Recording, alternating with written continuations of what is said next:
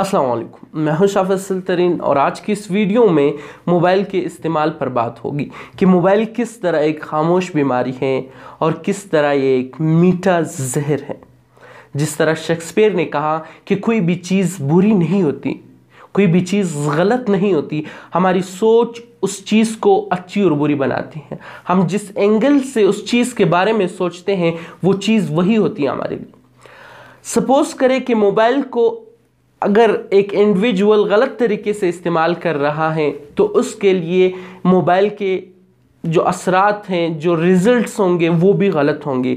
और एक तरफ एक शख्स मोबाइल को सही तरीके से सही रास्ते में यूज़ कर रहा है, क्या होगा कि उस शख्स के लिए मोबाइल के ज़्यादा से ज़्यादा फ़ायदे होंगे। एक रीसेंट रिसर्च के मुताबिक दुनिया में तकरीबन हर पर्सन, हर जो शख्स है, हर इंडिविजुअल तकरीबन 6 घंटे तक मोबाइल यूटिलाइज करता है। जी हाँ, 24 घंटे में वो तकरीबन 6 घंटे तक मोबाइल यूटिलाइज करता है।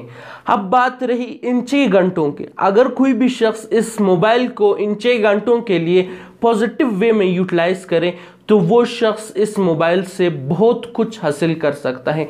बहुत ढेर सारा इंफॉर्मेशन हो जाए, ढेर सारा न्यूज़ हो जाए, बहुत सी अपडेट्स इंसान को इस मोबाइल के ज़रिए मिल सकते हैं। अगरचे वही शख्स इसी मोबाइल को इसी 6 घंटे में गलत तरीके से इस्तेमाल करता है तो यकीन जानिए कि ये एक जहरीला डिवाइस बन जाता है, ये एक जहरीला गैजेट बन जाता है इंसान के लिए।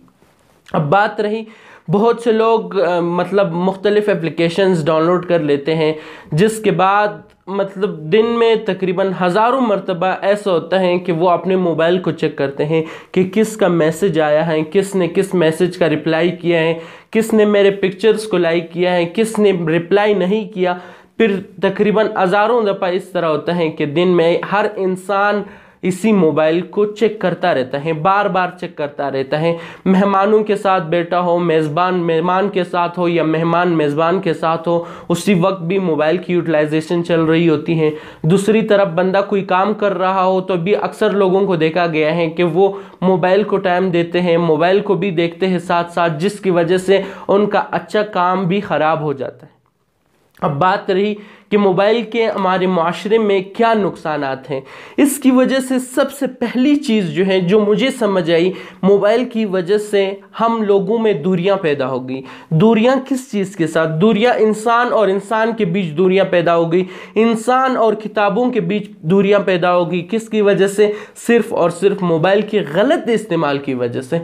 दूसरी तरफ अगर हम लोग आज अपने मज़हब को सही तौर पर नहीं जानते, हम लोग अपने मज़हब से दूर हैं, तो ये भी एक अहम वजह है, वजह मोबाइल है। क्योंकि हम इस मोबाइल को गलत इस्तेमाल कर रहे हैं। हमारे पास इतना टाइम नहीं होता, फ्री टाइम तो हम मोबाइल को दे देते हैं, फिर हमारे पास इतना टाइम नहीं होता कि हम अपने मज़हब को भी टाइम दे सके, हम अपने रिलीजन को टाइम दे सके, हम अपने उन लोगों को पढ़े जिन्होंने हमारे लिए कुर्बानियाँ दी होती हैं।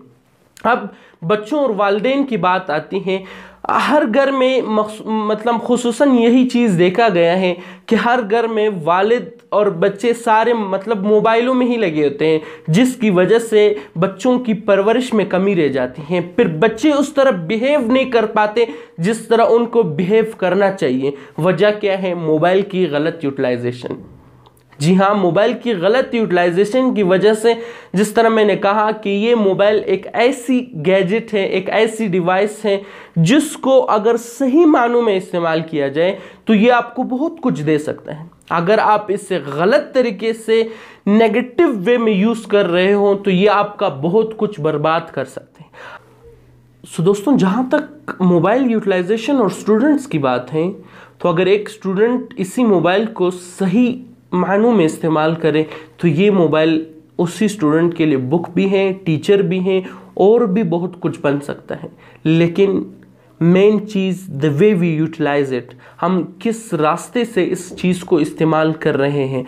अगर यही रास्ता जो गलत है अगर एक स्टूडेंट अपना रहा है तो क्या है कि मोबाइल के गलत असरात उसके ज़िंदगी पर मुरतब होंगे। वो स्टूडेंट अपने जो गोल्स हैं, मोटिव्स हैं, उससे दूर होता चला जाएगा।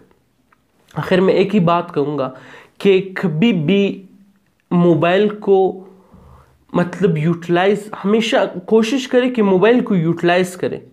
कभी भी मोबाइल को ये मौका ना दे कि मोबाइल आपको यूटिलाइज करे।